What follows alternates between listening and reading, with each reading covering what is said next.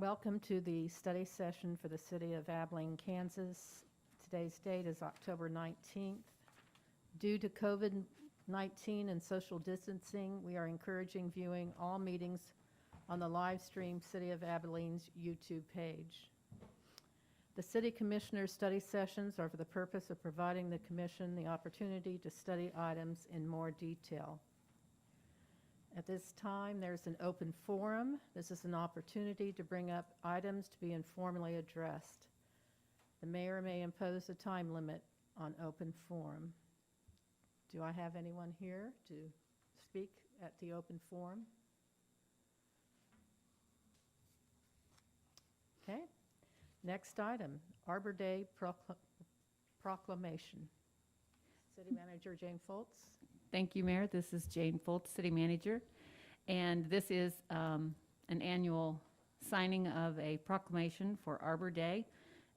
We usually do this in April, but due to the pandemic, this was pushed off. And this will help us meet some of our Tree City USA criteria. And this is actually the 28th year that we've been involved in this. So it will be a proclamation for you all to approve.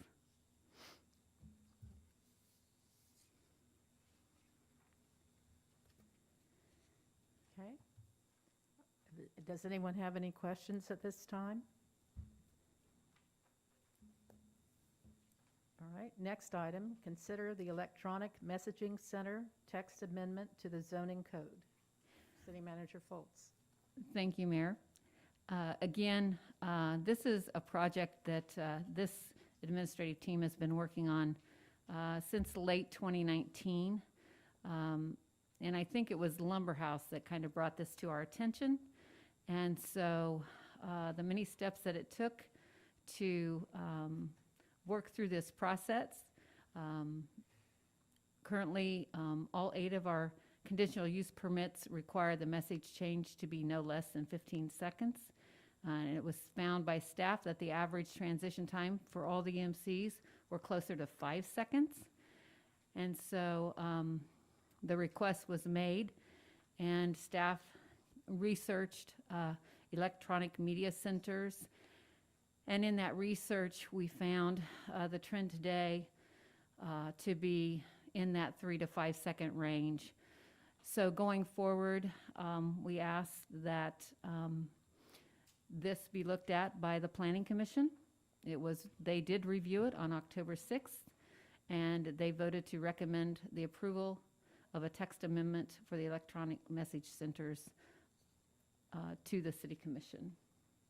And that's before you, and the ordinance is in draft form for your review. And Aaron Martin, our city manager, has always also reviewed this and worked with the staff through this process.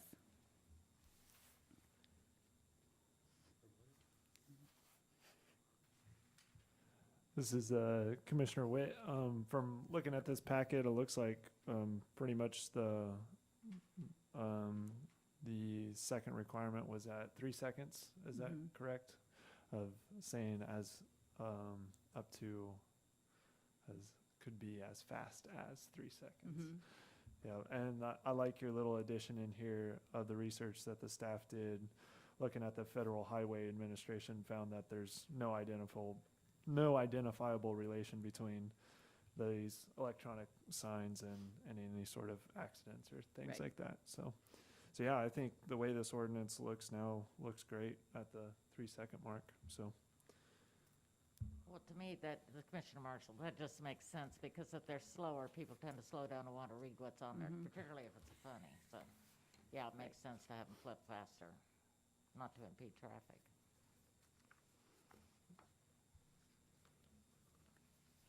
Do I have any other questions at this time?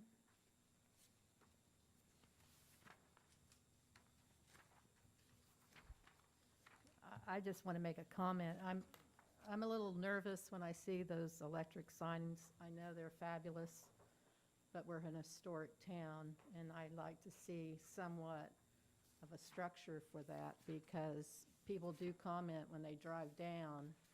There's so much signs from 21st on Buckeye to where at 14th and Buckeye, it gets really confusing.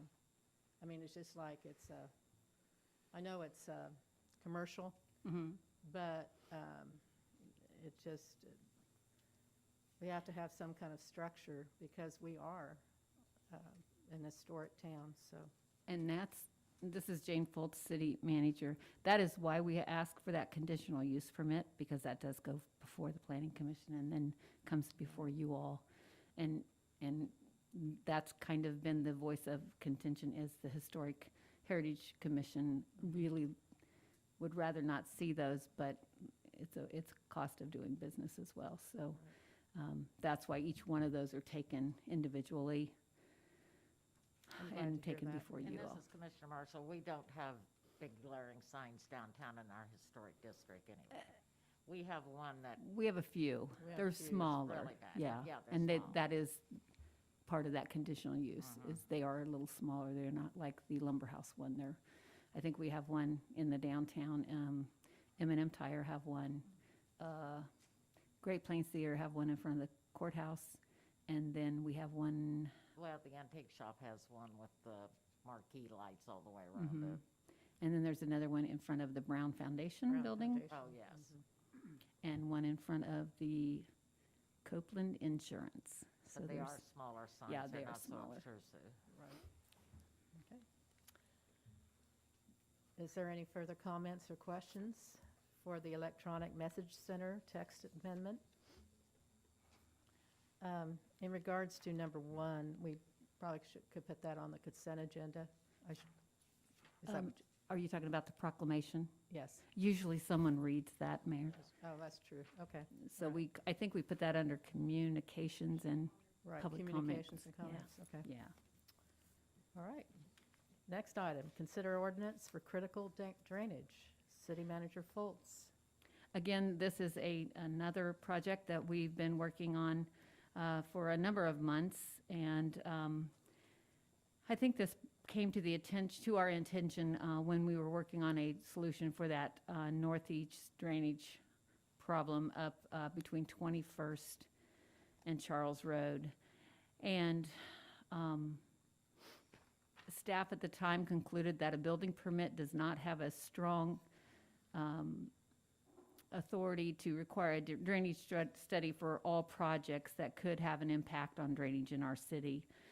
Small additions to buildings, parking lots, et cetera, do not require a full development review meeting, nor do they go before the commission for approval. And so it was recommended that the city look to a long-term solution regarding drainage by creating these critical drainage zones. There would be an overlay of these zones that would apply to identified parts of town that are struggling with drainage problems, and then require some type of a study or some type of a solution before moving forward. And this ordinance would establish the ability to create these zones. The zones would be identified by the city engineer, public works staff, and planning staff. And if a drainage problem would be solved, then we would remove it from that designated area. And if there was a zone identified, we could then flag it, put it into our MuniLogic, which is our software that we use for permitting and identifying properties around the city. So it was recommended that the Planning Commission review this and then take it to the City Commission. And we had a public notice go out for the October 6, 2020 Planning Commission meeting. We did not have any public attend that hearing, and the Planning Commission then again moved to recommend the adoption of the critical drainage ordinance to the City Commission. So that's what is before you, and we'll entertain any questions. Again, our city attorney, Aaron Martin, did work with us, as well as a number of staff moving forward with this project. This is Commissioner Marshall, not just a comment. This has been needing done for a long time, so it's good to see it moving forward. Yeah, this is Commissioner Witt. I have a question on, I guess, the process. So if if we choose to implement this ordinance, then it becomes a tool in which the city can then use to designate the areas. What my question is, putting in this, if we adopt this, we don't yet have any of these zones identified. No. And so my question is, based upon this language, how does that work does a zone get identified by the engineer and then it comes back to the planning commission to approve that as a critical drainage zone? Or is this pretty much designating that authority to staff to identify those zones and take them off? So over the years, there's been a number of flooding or drainage areas that have been identified, but never put down or documented. And staff and our city engineer know where those are. And so what we will do is then document it by using a map. And then I would think the next step would be prioritizing those areas that are important. We're gonna look at the number of people impacted by that drainage zone and move forward like that. So it would not have to go before the planning commission, but I think any drainage study or any dollar spent for drainage comes before you as a commission, because those will not be small dollar amounts when we go to fix those problems. This is Commissioner Marshall again. I'm glad you asked that question, Trevor, and it's awesome. That's the answer I wanted to hear, that we don't have to bother the planning commission with every time we need to do this, because living here a long time, we all know where they're at. And that'd be great, just to have this tool to move forward when we have the dollars and it's presented to us. This is Aaron Martin, City Attorney. I think, as a point of clarification, so the ordinance as written delegates to the city engineer the initial threshold decision-making authority for what is and should be a critical drainage area. Upon the city engineer reaching that conclusion, however, the ordinance does anticipate that the planning commission will take that up and decide whether it agrees with the city engineer in the same fashion as the planning commission would review and make a recommendation on a rezoning. And then after the planning commission reaches that conclusion, it will advance to the city commission, again, just as any other rezoning decision-making would. And then this body would have the ability to agree with that recommendation, disagree, or send it back to the planning commission. So I think that is correct. I just wanted to clarify. There is still some involvement, which really takes the form of a traditional rezoning after the city engineer makes that initial finding and recommendation. This is Commissioner Marshall. Mr. Martin, do most of these require a zoning problem? Do most of them encounter that? This is Aaron Martin, City Attorney. The text amendment before you is a text amendment to the zoning code. So it has been approached as a zoning matter. Okay. And as Ms. Foltz alluded to, it is essentially an overlay. So we are preserving the underlying zoning designation, whether that's commercial or industrial or residential. And then we are overlaying on top of that this additional designation of a critical drainage area. So we would be layering an additional requirement to those areas that are labeled critical drainage areas. And it has been approached, to your question, as a zoning matter, which is why it necessitates the planning commission's involvement. Okay, that answers my question. Thank you. I just have a couple quick questions. A clarification, so there will be two lists by rights. One is a drainage issue that would come front because you have people already having troubles or so much with drainage. And so you actually have one group that would be approved and then one group that's like pending, waiting for approval. Is that correct? Or am I? This is Aaron Martin, City Attorney, and if I understand the question correctly, you are correct. This is more of a proactive that I think works best for alleviating drainage problems caused by future development.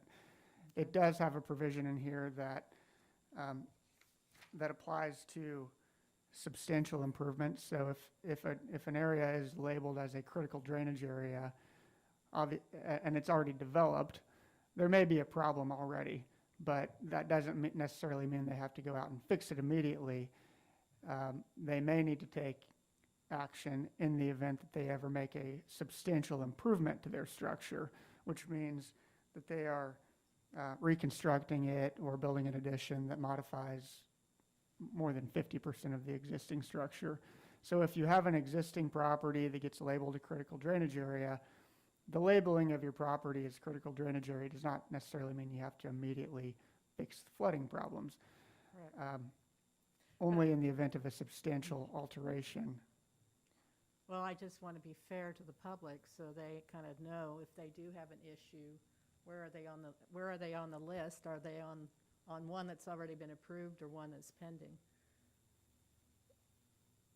It's only fair for them to, if they call and say, we've had a lot of water damage, whatever, in this area, where do we stand?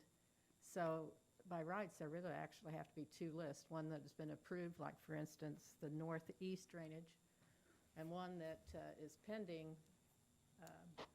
I'm just trying to make it, if someone calls in, they need to have an actual answer to see where they stand in the process. This is Commissioner Marshall. I see this as new development, new housing, that sort of thing, or totally adding on and causing problems rather than our pending list that we have going for water plants. Am I correct? This is Jane Foltz, City Manager. I really believe that those other drainage issues that have come before us and we have heard about. I really believe that those.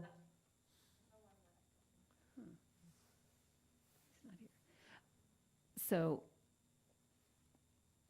those will be part of this process Right, going forward. right. So the northeast drainage that we're taking care of here in the next items, like I said in the memo, those will go off the list because that's being fixed. But there probably are some existing drainage issues, which we know, the downtown, and there are other parts of Abilene that will be on that list. And that's where we're going to prioritize. This is Commissioner Witt, and yeah, all of this under the guise of these stormwater drainage issues. But again, yeah, I'm of the understanding of Commissioner Marshall where this is we go through, identify critical drainage areas so that if it's a kind of a preventative tool so that a problem area doesn't get worse. And so this is just going to help us identify those problem areas, make sure they don't get worse without having to go through this process of getting identified as an area, reaching through the Planning Commission and then to us. And so this isn't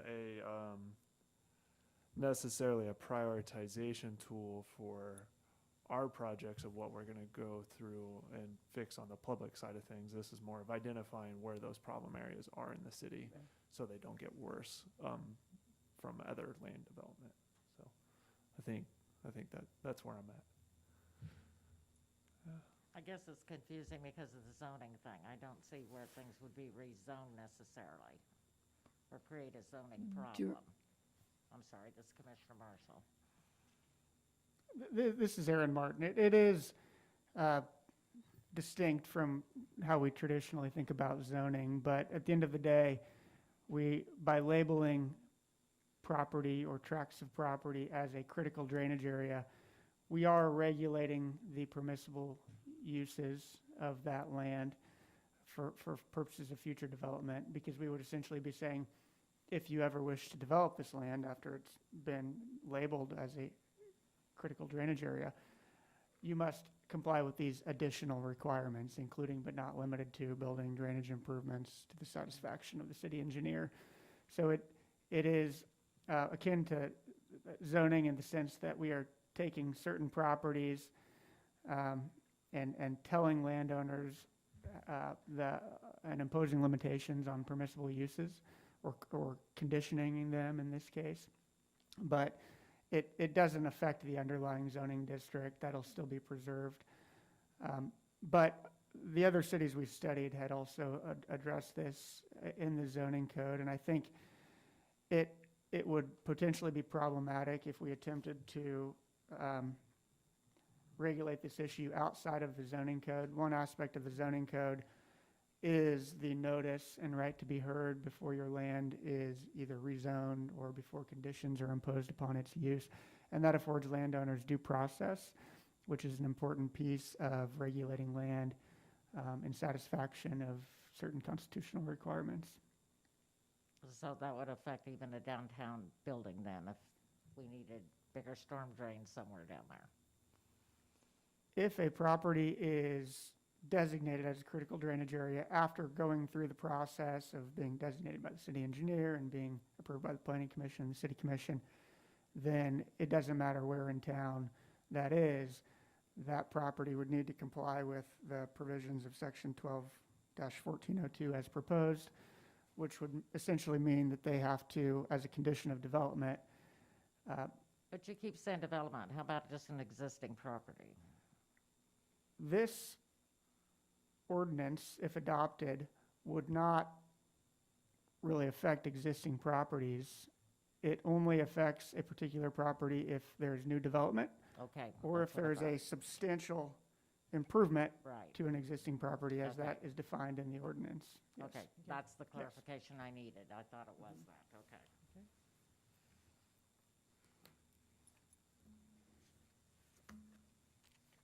Is there any further questions or comments regarding the ordinance for critical drainage? Okay. Next item, consider property tax abatement application from Don's Tire. City Manager Foltz. Thank you, Mayor. This is Jane Foltz, City Manager. And we have received application from Don's Tire, DB Nibs LLC, for a tax abatement for a structure that Don is planning at his business. And this would be for the square footage that will be added to his current business. And we had the notice published in the Reflector Chronicle for the hearing set today. And I believe Don is here if you have questions of Don. We did add some additional information for you. This is not the first time that Don's come before the City Commission for a tax abatement. He had one in 2003, which is now complete. And he has a current one that he applied for in 2014 and was granted. That will go till 2023.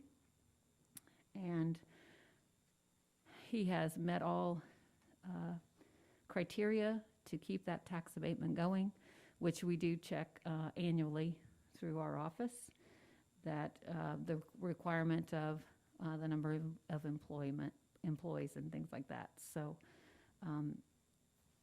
Don, you're here, and I guess the mayor, you can ask Don for his answers, but he is making a $330,000 improvement. He plans on having 4 new full-time employees, which meets the criteria, which qualifies him for a tax exemption for 60% for years 1 through 5, 30% for years 6 through 10. And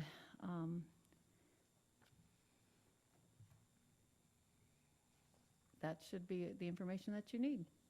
Well, you answered my question about the city's requirement for the yearly review, and it is being done on the current one, correct? Yes, Okay. yes, yes. I do have one question for Mr. Nibblesek. My only question is, I was looking at your employee list that you're hoping to hire on. You have 2 the first year, 1 the third year, and then you don't hire again for the 9th year. Is that something to do with the jobs that are going to be created? That's looking in the future, yes, at more jobs expanding. We've actually already hired two of these employees, and we're just cramped for space. The vehicles in today's use in construction and so have gotten larger. We've run out of room in our shop. We need to expand our shop. Our office is crowded.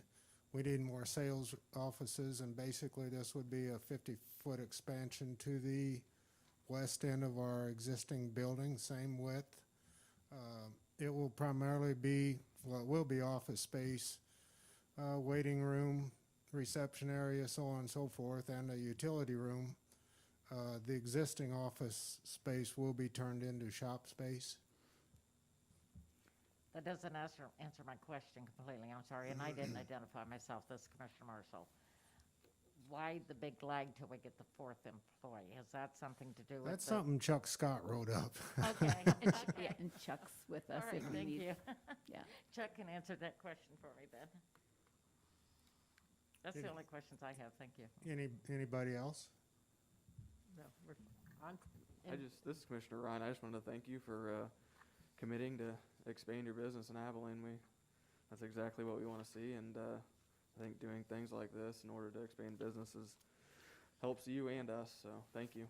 Yes, it does, and we appreciate the city's help and input with this project also, and past projects. Thank you.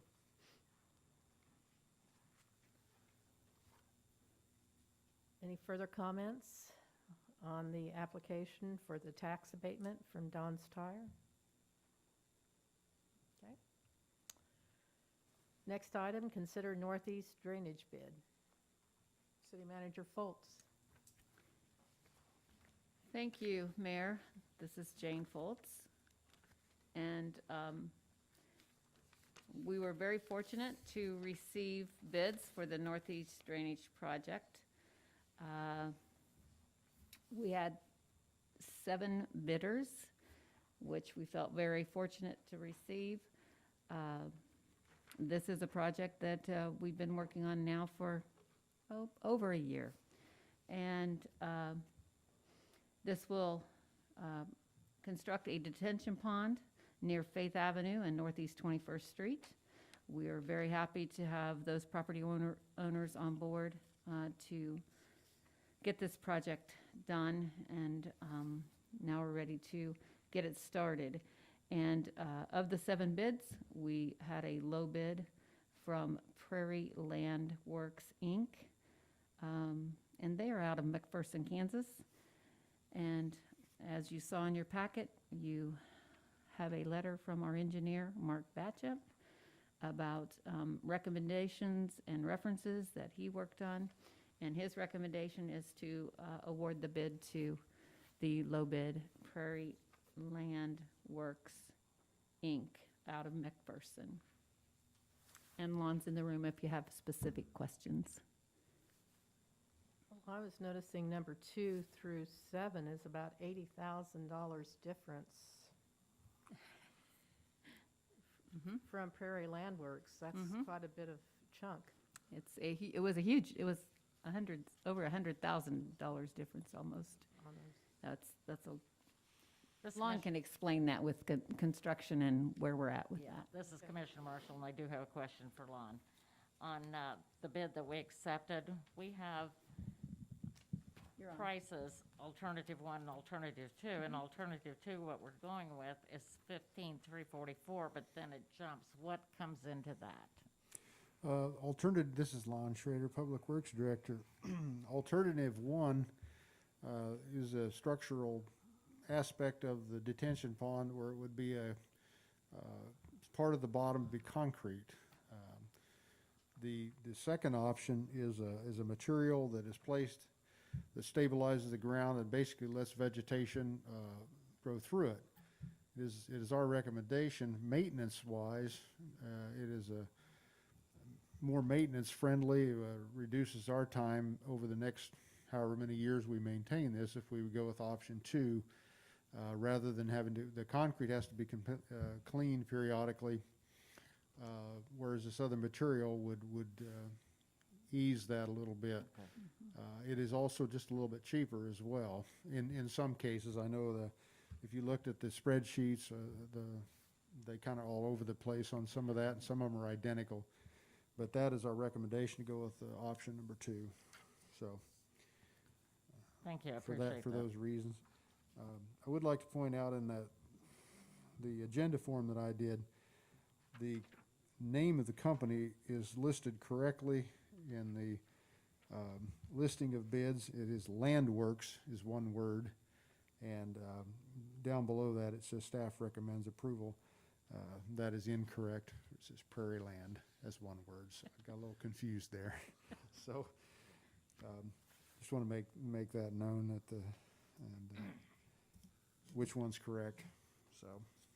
This is Commissioner Marshall, I'm sure pleased with the price tag that it came in at. And, to help explain that, Commissioner Marshall, the bulk of this work is just physically removing, is just dirt work, it's earthwork. So there's not a lot of other materials and anything involved in this. So when you have a much lower or better price, unit price on just the cubic yards of dirt moved, it's pretty simple to see where they're making, the reason the bids are that much lower is just because they're charging a lot less, and there's just a lot of cubic yards of dirt, so it adds up. This is Commissioner Witt. Yeah, that was my only question of clarification on reasoning for why the bid came in low, just acknowledging in this area where the current smaller detention pond that's over there that this project will absorb and get rid of, how that detention pond may not have worked exactly to specification how we wanted it to. So just making sure that if we're making this investment, that it's going to work and do what it needs to do. That is correct. You pointed that out very well, that this does include the reforming basically, or consolidating the existing, was supposed to be a detention pond, but turned out to be a retention pond. You want to get that terminology correct, and it will be absorbed or consolidated into this structure as well. So Thank you. Thank you. Okay. Any other further questions or comments on the consideration of the Northeast drainage bid? Okay. Next item, Tossed and Sauce Cereal Malt Beverage License Application. City Manager Foltz. Thank you, Mayor. Yes, we have an application for a cereal malt beverage for Tossed and Sauce.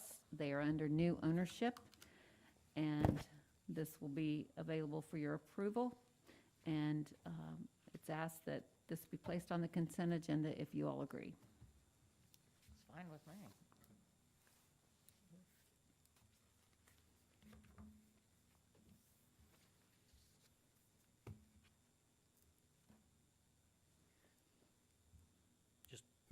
Commissioner Schaefer, you say once the inspections have been done?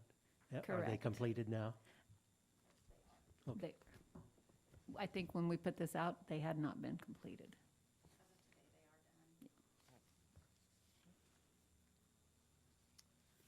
All right, at this time, City Manager Foltz, do you have any other information? I just have a few comments and give you an update. So the City of Abilene will officially open West 8th Street on Friday, October 23rd, 2020. There will be a brief ribbon cutting at 10 a.m. We plan on inviting those from the Department of Commerce, Great Plains Manufacturing, you all as city commissioners, and the contractor J&K, the city engineer, and some city staff. We ask that you please wear your masks and that we all socially distance. And due to our times that we're in right now, we just wanted to do an official opening, make it very quick and easy.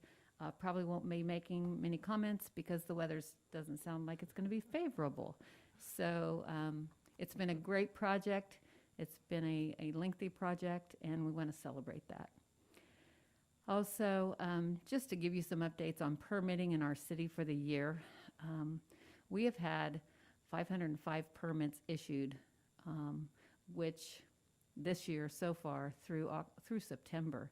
Last year, 2019, for the entire 12 months, we had 156 permits issued. So the work that's being done out of that office has been busy.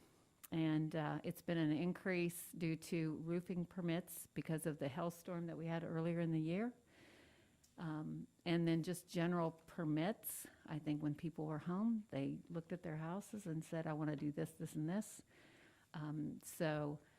We saw 285 general permits.